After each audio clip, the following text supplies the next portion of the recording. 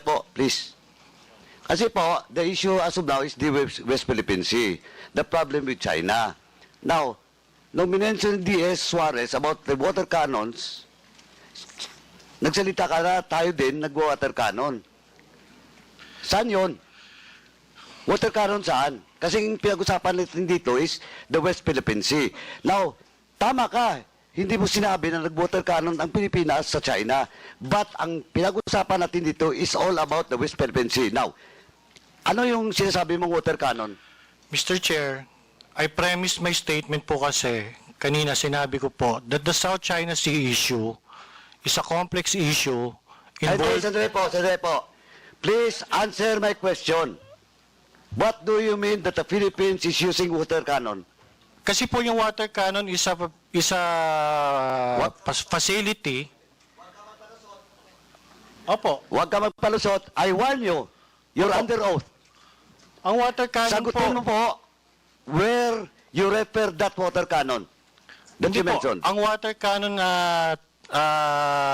deployment po kasi is one of the actions taken by a state pag meron po mga dispute na ganyan nga po. Pilipinas, ibig mo sabihin, mag-water cannon din sa China. Pwede po. That's sinabi mo nag-water cannon. Mr. Chair, wala ako sinabi na ang Pilipinas na ginater cannon ng isang kalabang state. Ang sinabi Sandali po. But we're talking about the West Philippine Sea. This will be your last warning. Or else I will cite you in contempt. This is your last warning. You're under oath. Opo.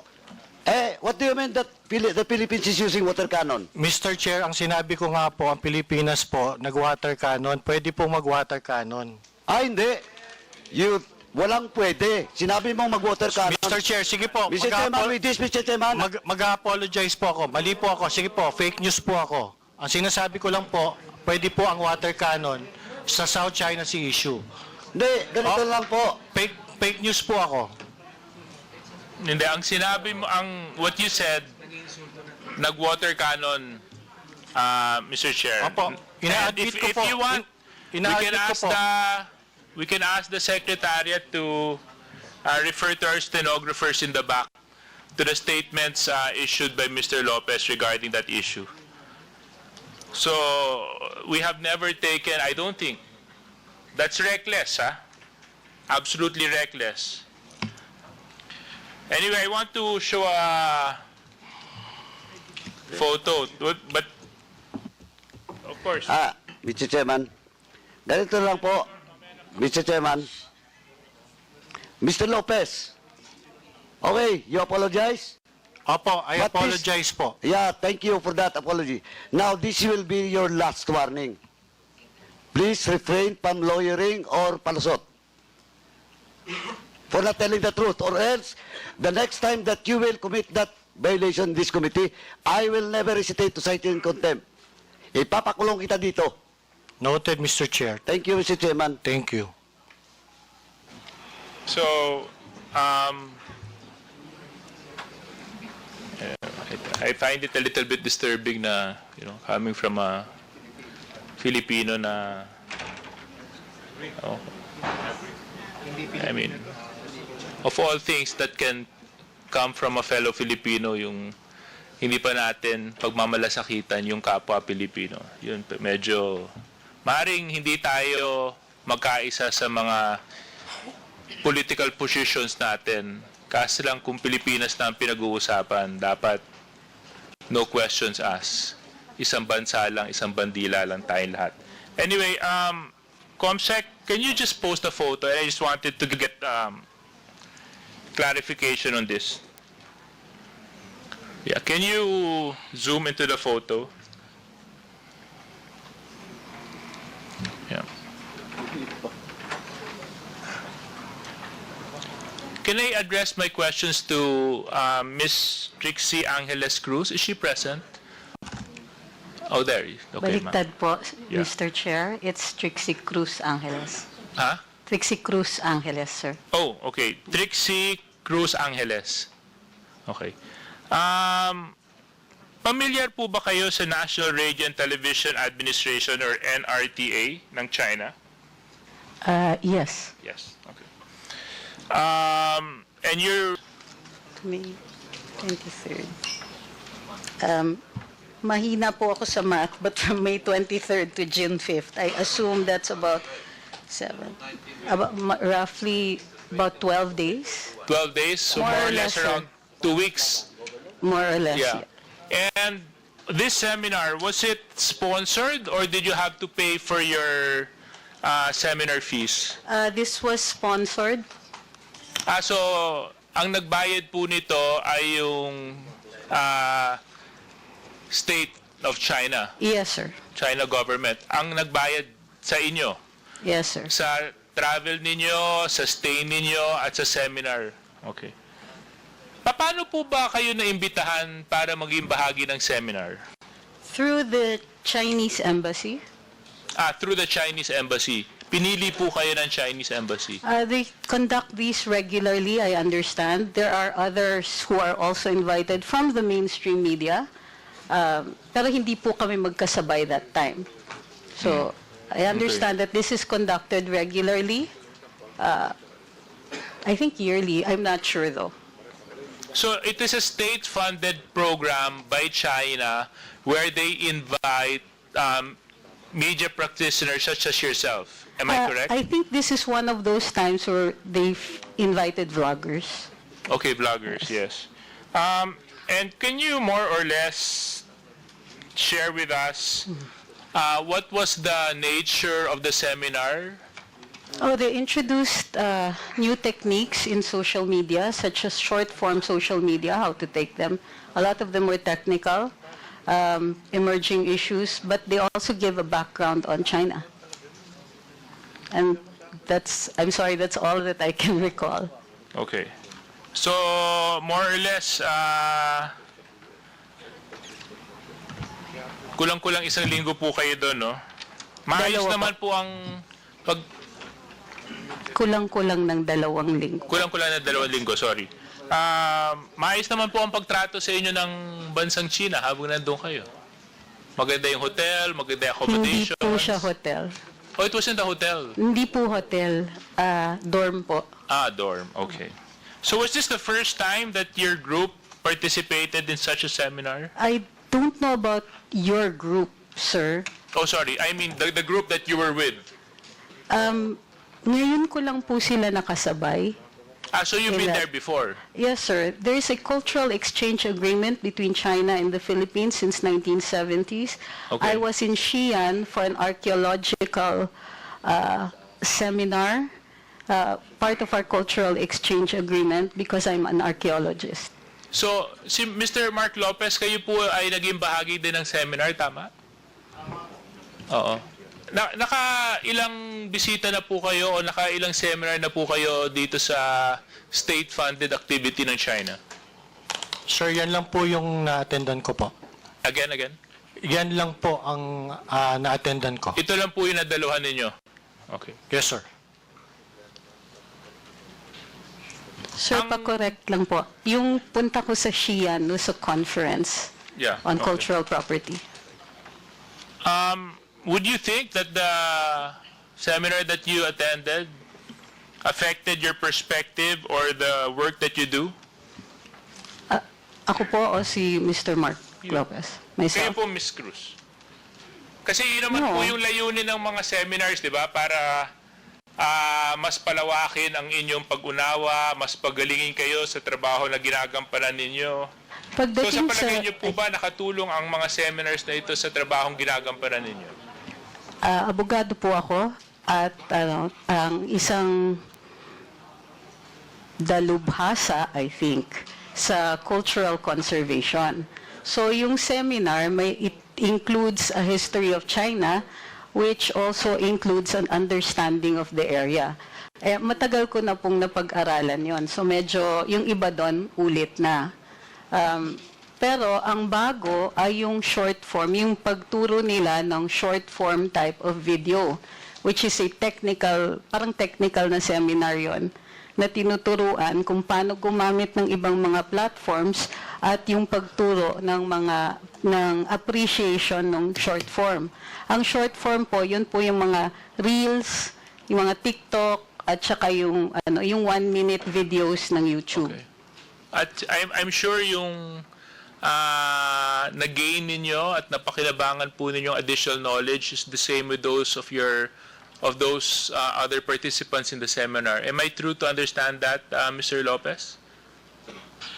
Am I correct to understand that? Mr. Chair, yung akin pong takeaway doon po sa seminar na yun is that it's just an appreciation po of how China media works. Okay.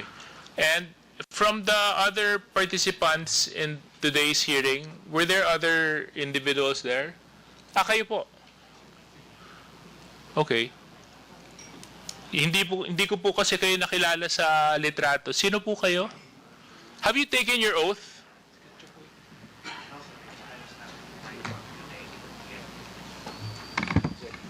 No, sir, because I was not part of the We just request that the BIR comply immediately. So, my next question, BIR, other than the social media platforms, to the influencers and to the vloggers present, meron po ba kayong spokesperson na tagapagsalita, or you'll all speak individually?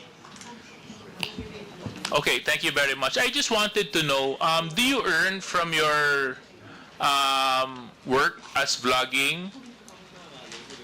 Yes. Good afternoon, Mr. Chair. Yes, we do. Some of us, not all of us though, because you have an option on social media to monetize. And may I continue with the tax information, because this is something that you might want to know. No, I just wanted to know. We do. Yeah, We do, if you and do we pay get paid taxes. for what you do. Yes, sir, and we do declare our taxes. In fact, we pay taxes twice.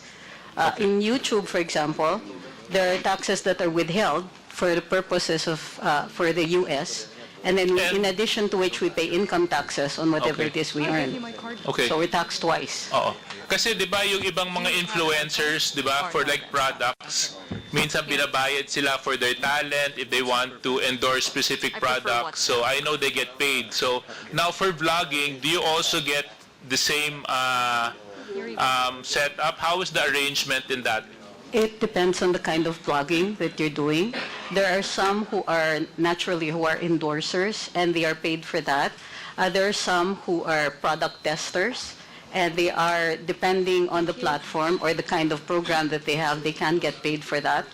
I don't know if they pay income taxes on that, but yes, there is some form of remuneration for that, yes. Siguro, Mr. Chair, this is also another important aspect to the point raised by Congresswoman Roman. You know, there also should be protected when it comes to the contracts that they enter into, di ba?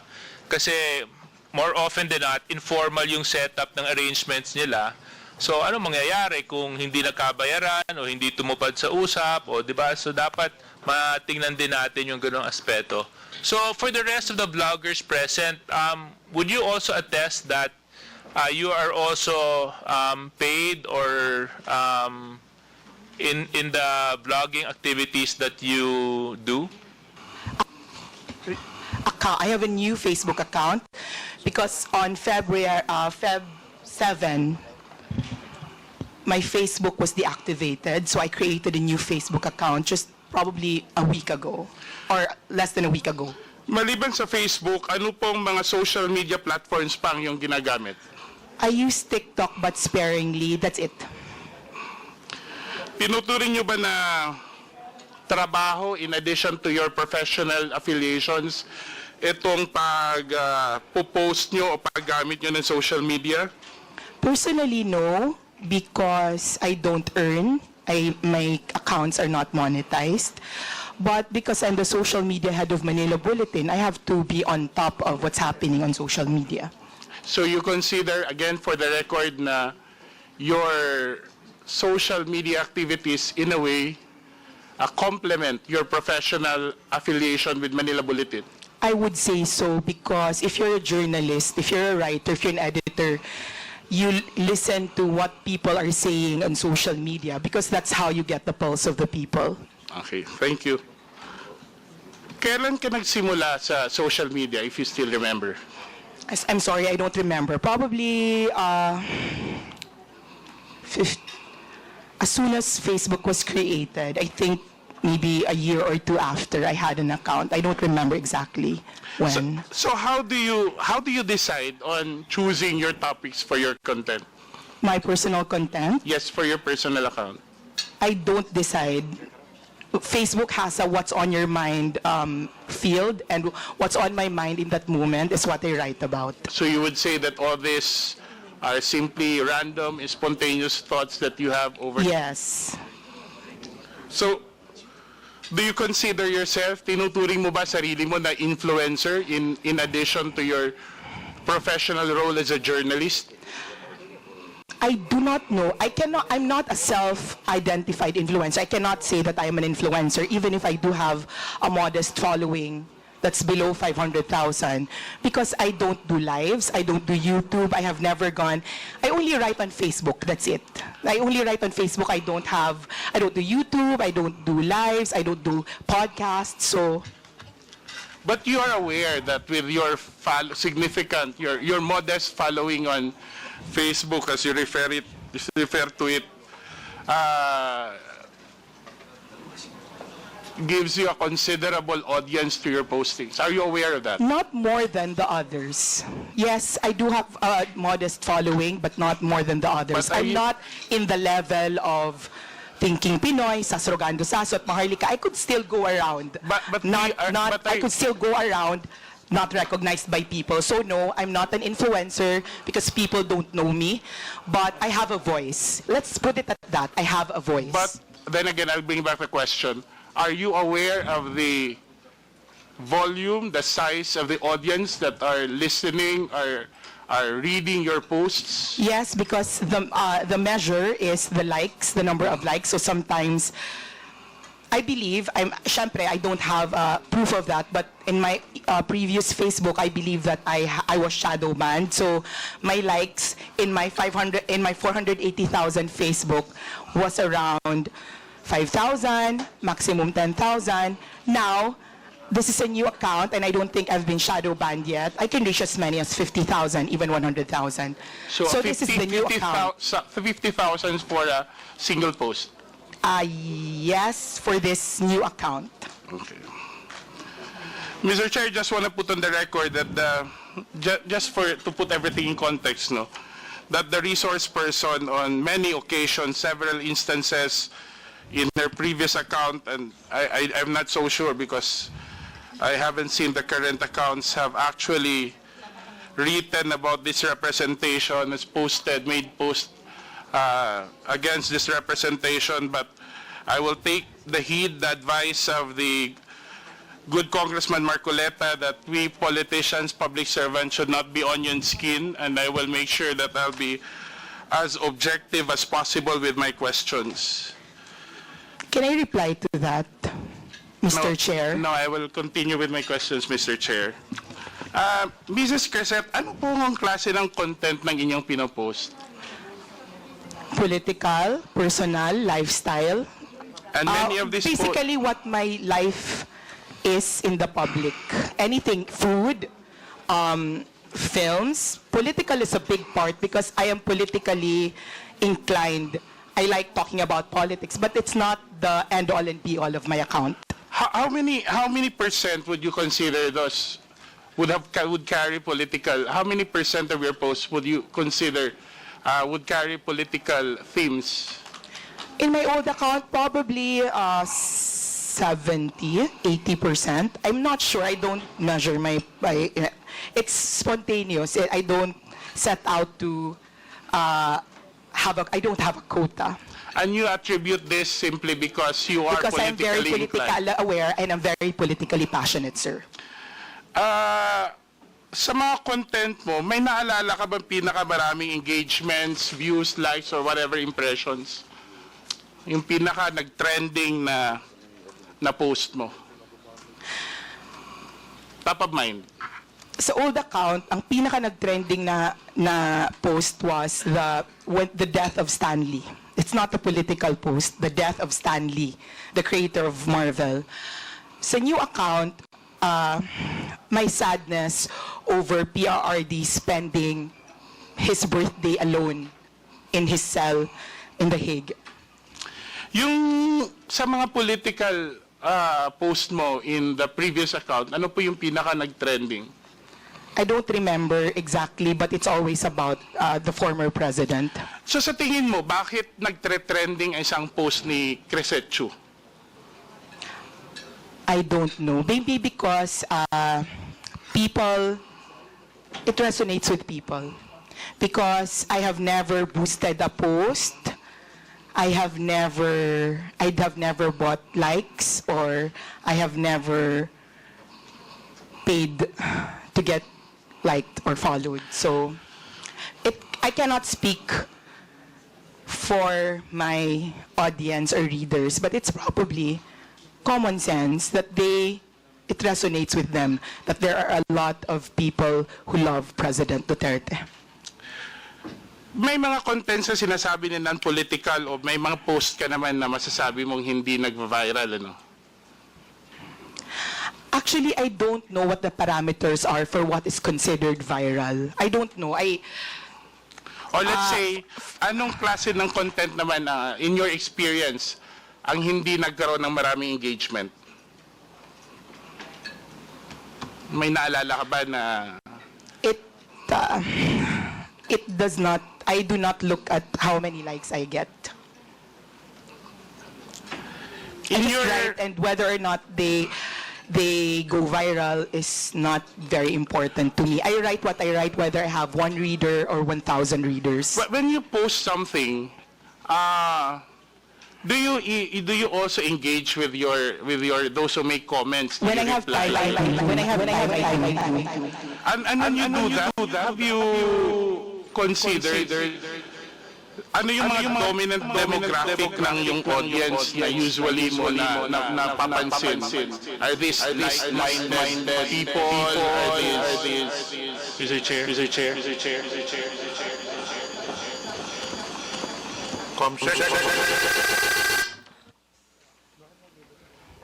Hello? Okay. Okay na? Okay. So, I assume that as with any page, you attract like-minded people. So the reason they're on my page is that they read me because they think I think like them. So even with, and it's not just political, even if you have pages for hobbies or entertainment, the people who go to your page are the people who like reading that sort of thing. And you think this is the reason also why people follow, they like, they comment your posts because they agree with your posts? Probably, yes, I think so. And you think...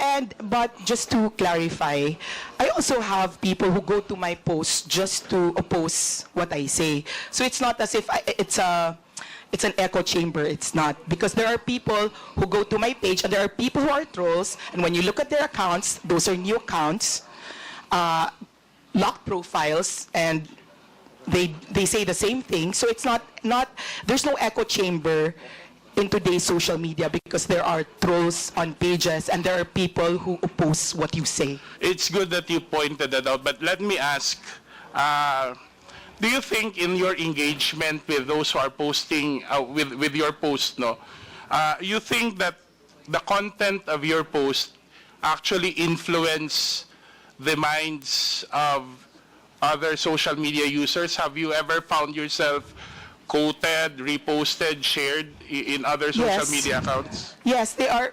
But I always maintain that they would not be reading my page if they were not already feeling or thinking what I'm feeling.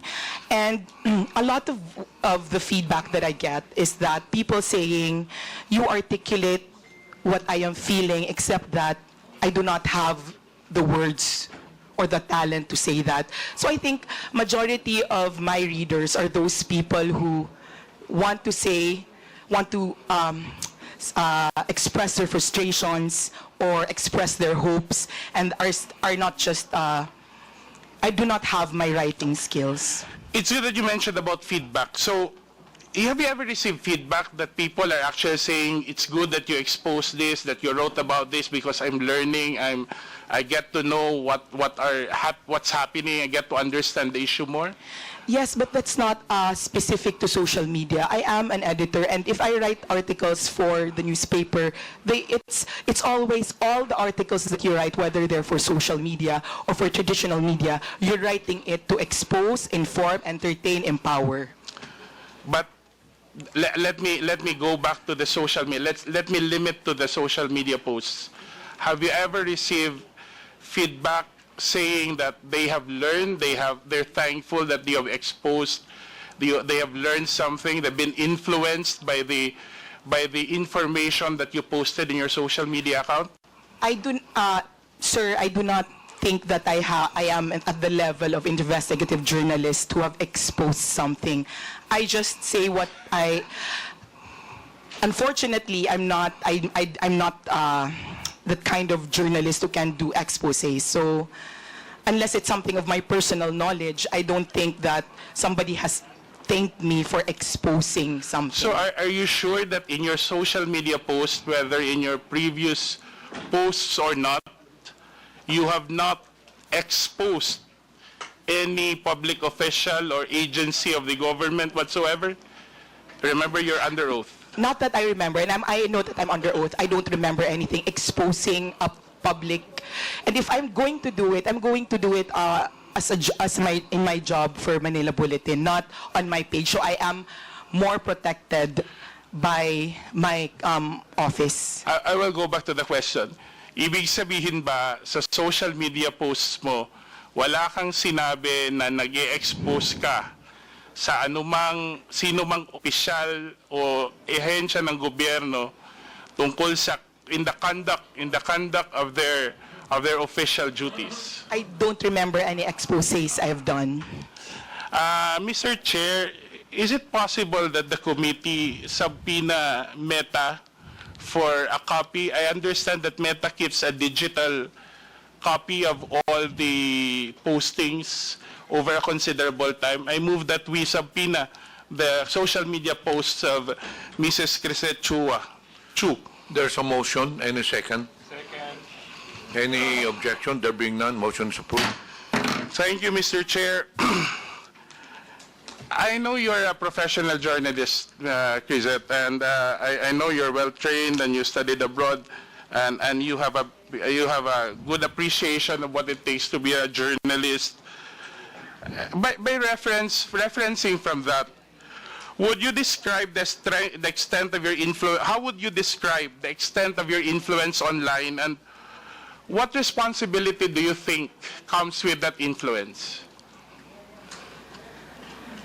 I am I'm not comfy with the idea that I am responsible for something because I just write. As I said, I'm very careful before all these things. Before, sir, Mr. Chair, before I was included in the top 40 vloggers, fake news, Pogo funded, I have never spoken my politics. Not on YouTube, not on Facebook.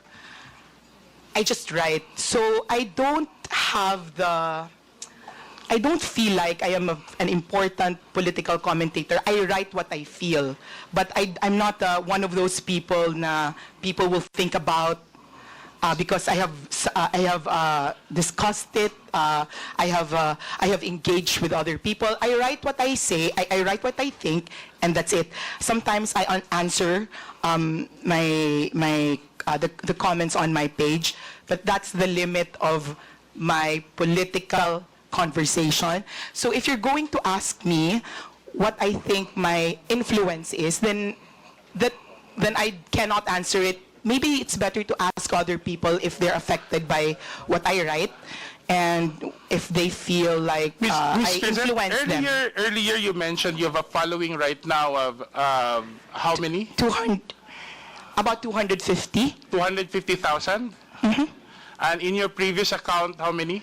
480,000. And then in your average impressions for every post is around 10,000, if I'm not mistaken, that's the number you said earlier? In my new page, in my old page, about 5,000 to In your new page, about 10,000.